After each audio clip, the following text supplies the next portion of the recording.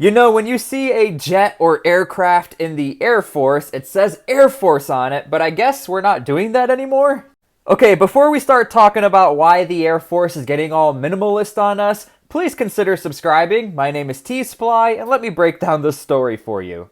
Now, if you've ever looked at a jet or any sort of aircraft, you may have noticed there are letters and markings. Well, this is actually called a tail code. And your tail code gives you your unit or base code, the last 3 digits of a serial number, and the year the aircraft was ordered.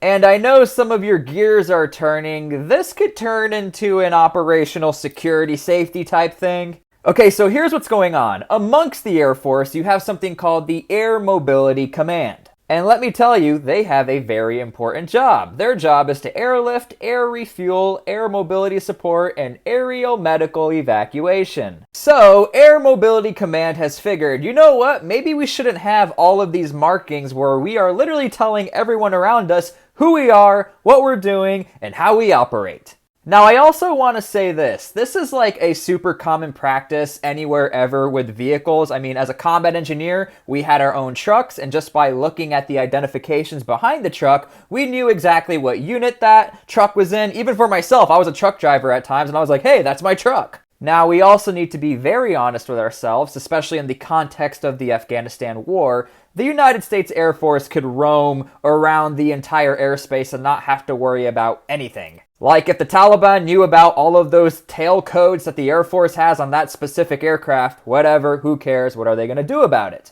But newsflash, if you are following the Russia-Ukraine war, any little piece of identification can be used against an enemy opponent to literally find out where the enemy is and what they are doing. And look, without Air Mobility Command, you don't have an Air Force. Like, you need them to refuel your jets. So Air Mobility Command wants to be more tactical and more inclusive when it comes to frontline combat operations. Now, what's interesting is I think this is like the first official step forward from any branch in the US military to finally take OPSEC seriously, which is operational security.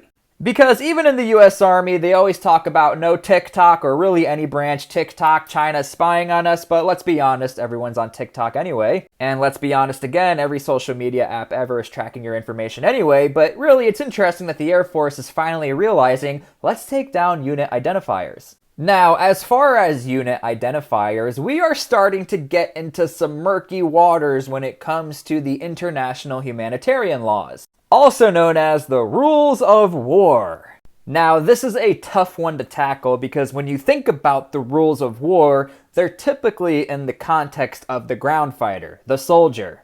And by not having clear-cut marked identification as to who you are, that's actually called a ruse of war, and that is against the rules of war. Now, this might be why the United States Air Force is doing it more with their support elements and not like their frontline fighters such as F-15s, 16s, 22s, such as that nature. And the US military really has been stuck in the GWOT era, the Global War on Terrorism, but now things are changing. But it's not like the US military is not doing counterterrorism operations. I mean, in fact, things are spicing up in Syria, but between Russia and Ukraine, they have proven that conventional warfare is still a thing. And there have been cases of ruses of war between Ukraine and Russia, and that's been an issue. Now look, I am not saying the United States Air Force is trying to pull off a ruse of war or trying to be sneaky. In fact, there are conspiracy theorists out there who say, hey, because they're doing this, we must be going to war. When in fact, I see this as a very basic way to help conceal your unit identity and to protect the airmen who are out there risking their lives every day. I see this as a positive. Let me know what you guys think. Please leave a comment. I'm curious to see what you guys have to say. Thank you for watching the video, and we'll see you later.